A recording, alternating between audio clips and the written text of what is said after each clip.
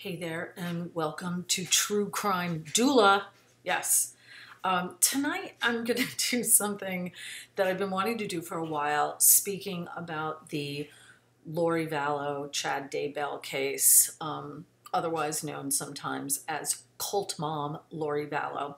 But anyway, this interview that I transcribed is with Chad Daybell's sister-in-law, Heather. And it was originally recorded by Hidden, a true crime podcast. If you don't know them, you definitely should follow them. It's a forensic psychologist and his reporter wife. Together, they do true crime in slightly different way, a little bit more analytical, a little less sensational. And because she has a Mormon past, or maybe a Mormon present, I'm not really sure, but she knows how to navigate in that world. And I believe they also live in kind of Mormon country. So they get a lot of people on their podcast that are quite interesting and are related to the case and are very willing to talk to them. So without further ado, what I did was the podcast that they did with Heather Daybell was really, really long. It was hours and hours. It was like broken up into 3 parts. So I did a synopsis. I took the best of everything and I'm going to discuss it right now. I'm going to try not to read it, but I have to start somewhere. I certainly didn't memorize it. So here we go. I titled it, so I put it on Reddit. So I haven't talked it out. I just wrote it out. But I titled it, "Let's Talk About Your Imperfect Wife," which is a quote from Chad Daybell's mom. So she's like the mother of several boys, Chad being, I believe, the eldest. And anybody who criticized him was going to get the wrath of the mom, you know? And so in this case, Heather, that was her mother-in-law. And in Heather's opinion, you know, those boys could do no wrong. I don't think there were any girls in the family. I think it was all boys. So, all right. So without further ado, I called it The Persecution of Heather Daybell. All right. It's a good story. Hang in there for all of it. All right, so the following is a synopsis of parts 1 and 2 of Hidden, a True Crime podcast. I already said that. Heather has known Chad since she was a teenager. So she is married to Chad's younger brother, Matt. All right.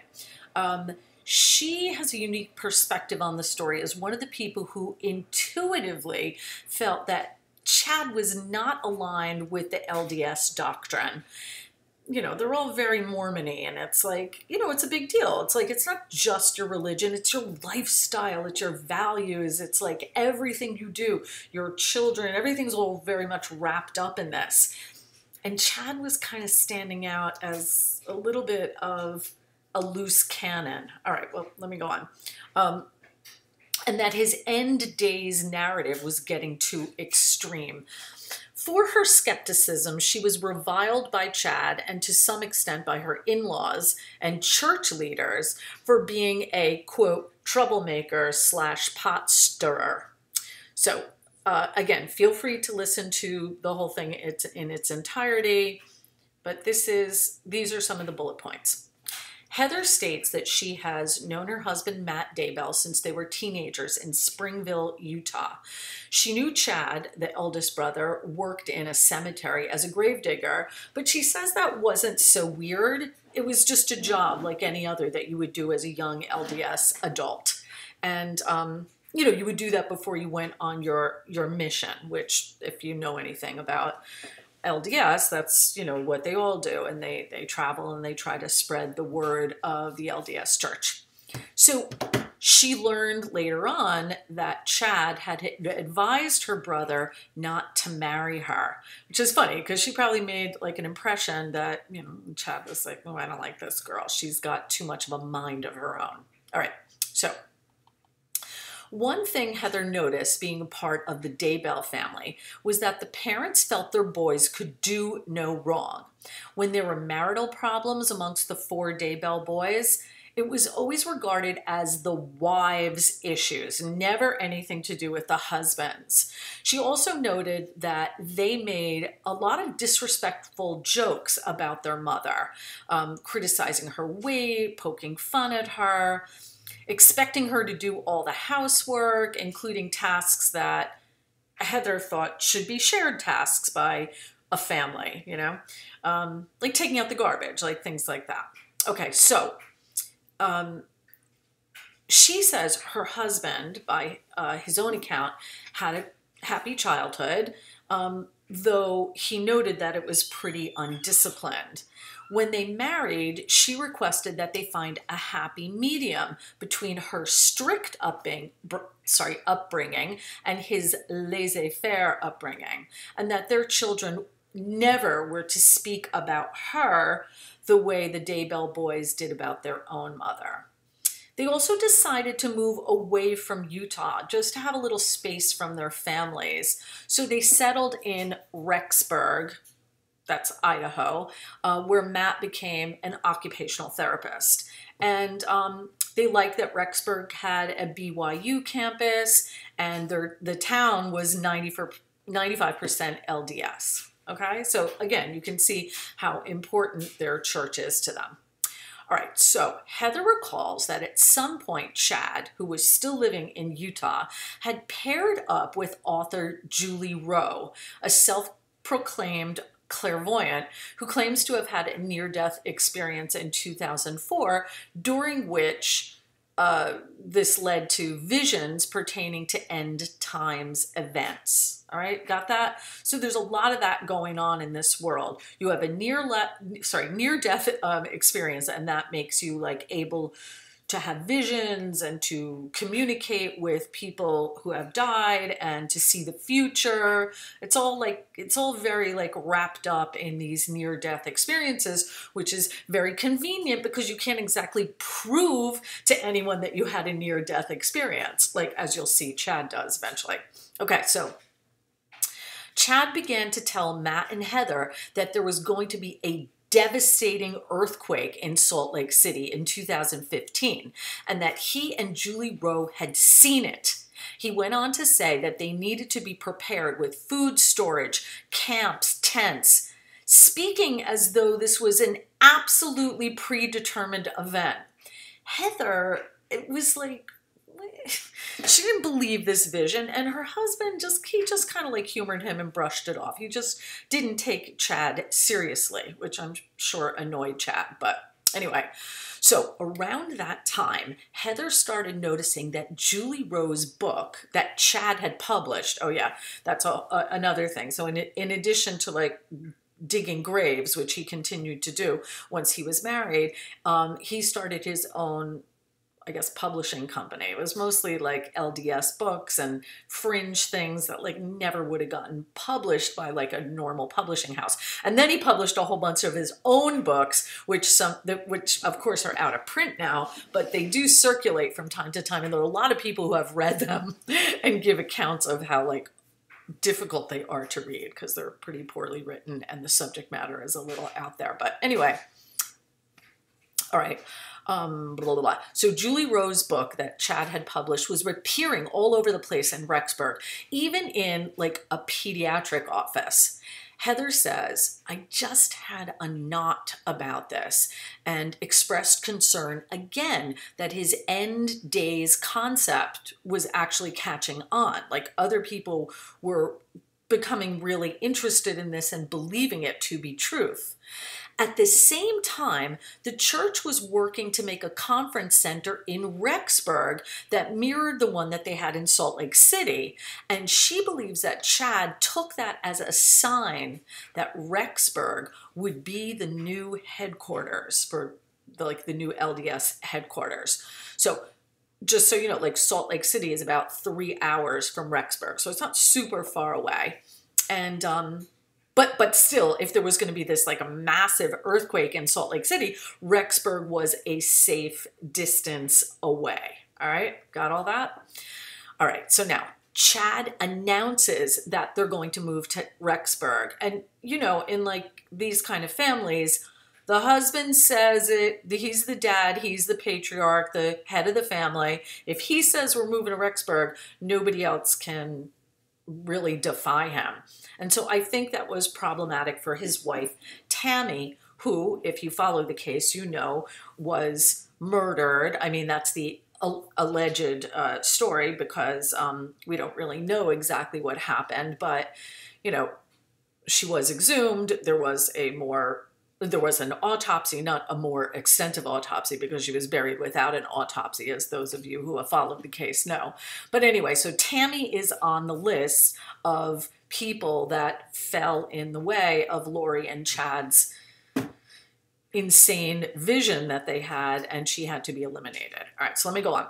Tammy is not pleased because her entire family, who she's very close with, is still located in Springville, Utah, you know, where they all grew up. But eventually she accepts the idea, and Heather is upset because she didn't want Chad's radical ideas brought into her ward, right? So, you know, the ward is like the, what's another word for the ward? It's like a congregation, I guess you could say. So she didn't want Chad coming to Rexburg. She didn't want Chad's radical ideas brought into her ward, but the wheels were already in motion. Chad and his family were coming to Rexburg and house hunting very close to Heather and Matt. While shopping for homes, Heather notes that they rejected one property because it was too close to Bear World. Tammy stated that when the end of days come, electricity would go out and all those bears would be loose. Heather thought this was complete nonsense, but Chad, likely annoyed by her lack of confidence in him, tried to validate it by saying that one of the church apostles agreed that this was really happening, which Heather also didn't believe. You get the feeling in the interview that Heather is just very rational. She might be a little better educated than some of these players in this story.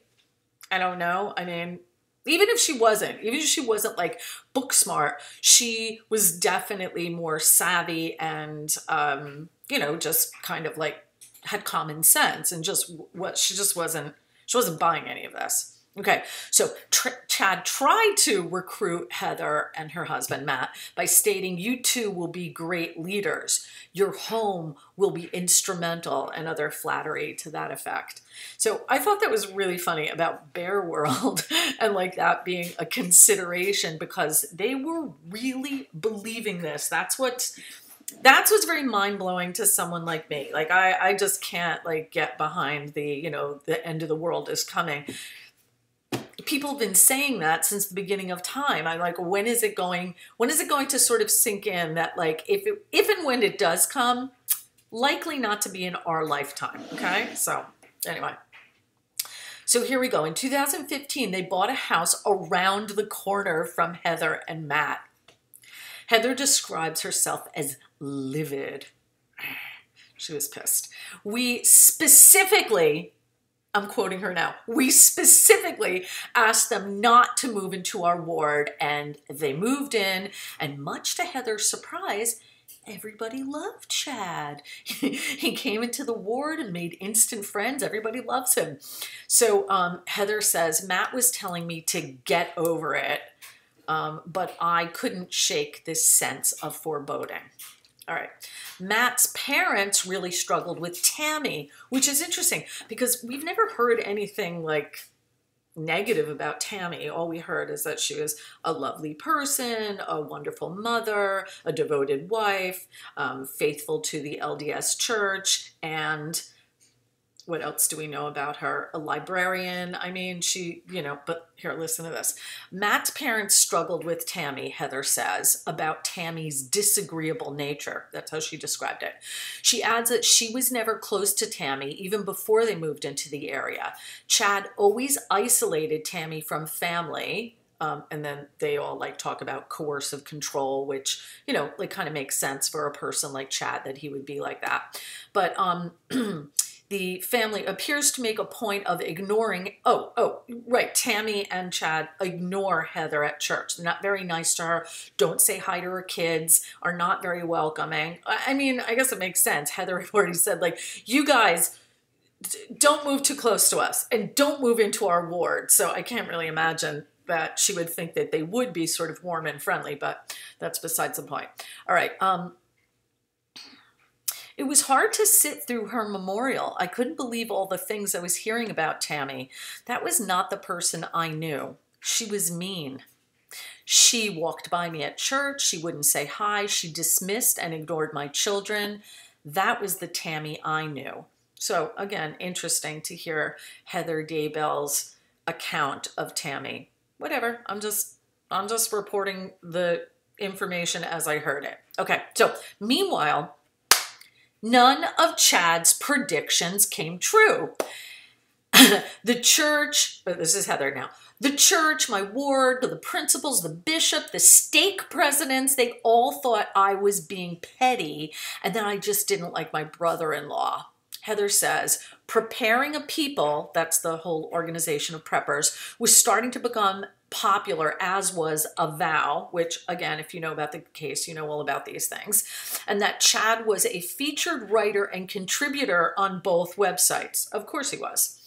She was concerned about how far off of LDS doctrine all of this was starting to lean. Again, you know, she's trying not to make it personal, but also saying, like, you guys, this is not part of our teachings. This is like very, very fringe and panicky and fear-mongering. And, you know, people were doing all sorts of things at that time. They were like selling their homes, cashing in their 401k if they had one, buying tents and supplies and generators.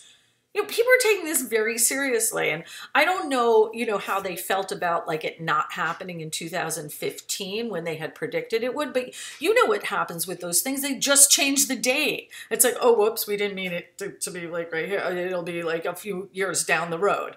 But actually, they don't say whoops. They make some justification up, which continues to allow you to believe in them and somehow like solidifies their point, makes them, I don't know, makes them even more believable. I don't know how that happens, but it does. Okay. So at some point in 2019, now that would be when Chad and Lori start having their affair, Heather starts to notice that Tammy is not sitting by Chad anymore at church, and she's skipping some family events. Quote, in October, I learned from my daughter that Tammy was shot at.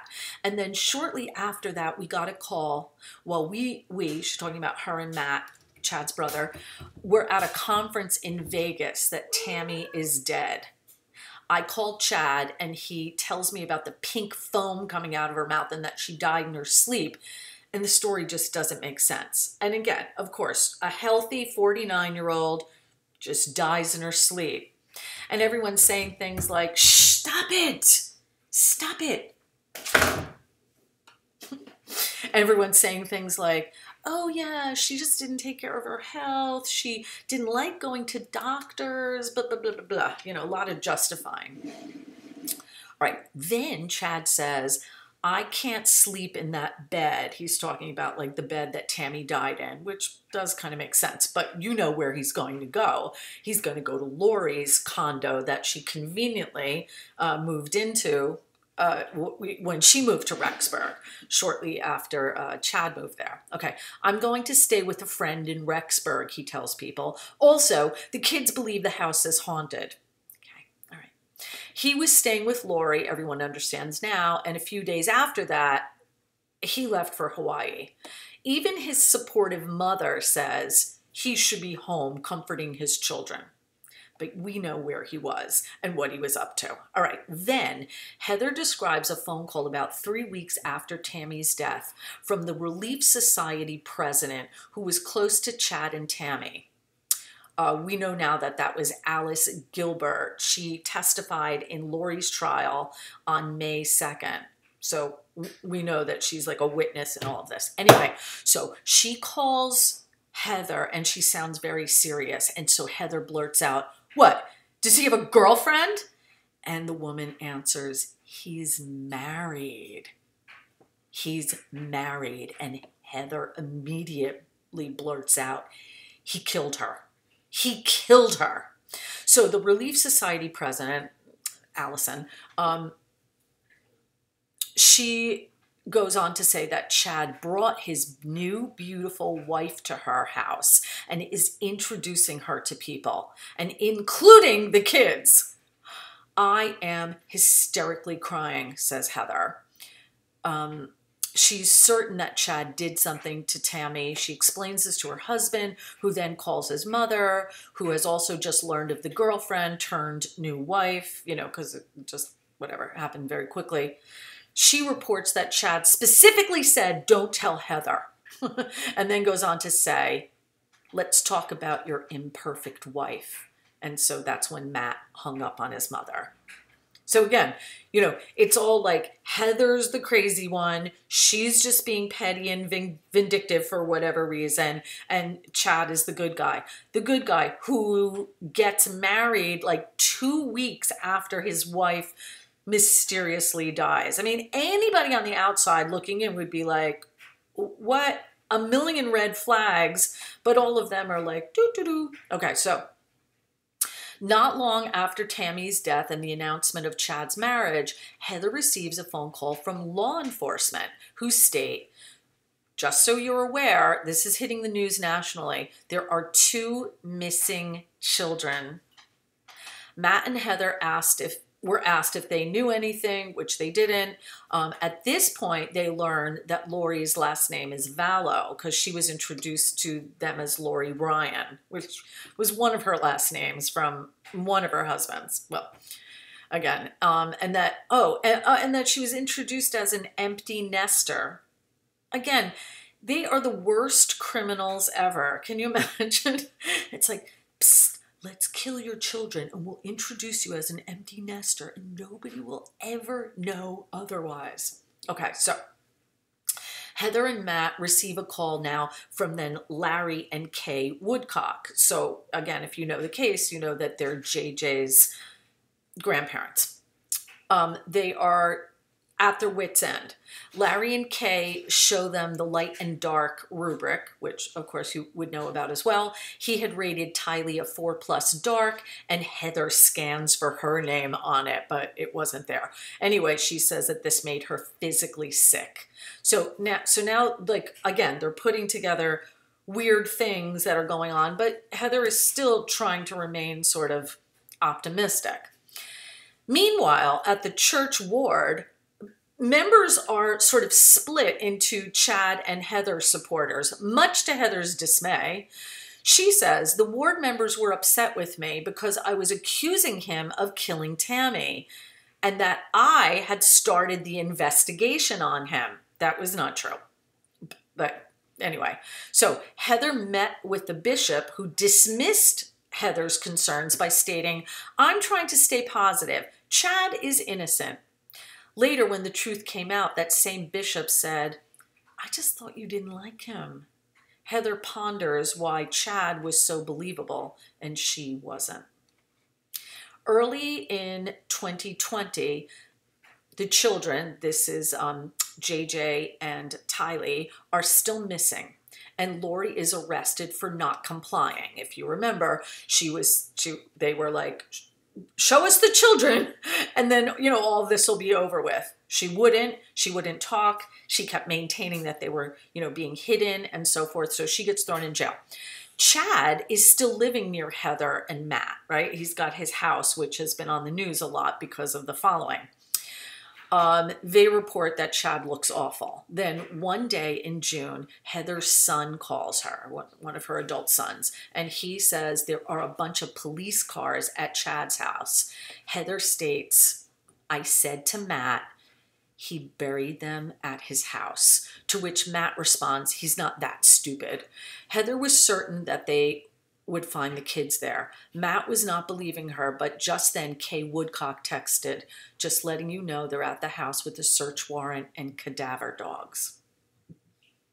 Heather says, I love this quote, I have had some shitty things happen to me, but this was the worst day in my life.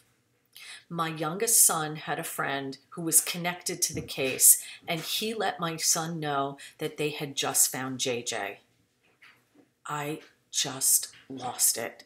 Shortly after that, it was confirmed by Kay, and then we heard about Tylee and the condition. Ah! Oh God, you scared me.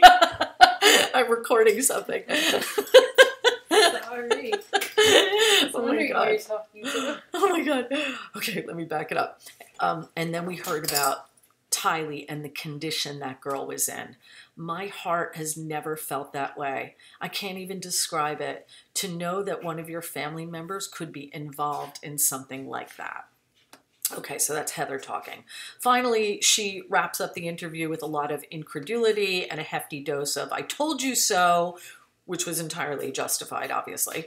To know that people were angry at me, she explains, that Matt talked to his parents, noting that Chad's kids were saying, "They're pioneer bones, they're animal bones, it's not the missing kids." That's what they were saying in the beginning.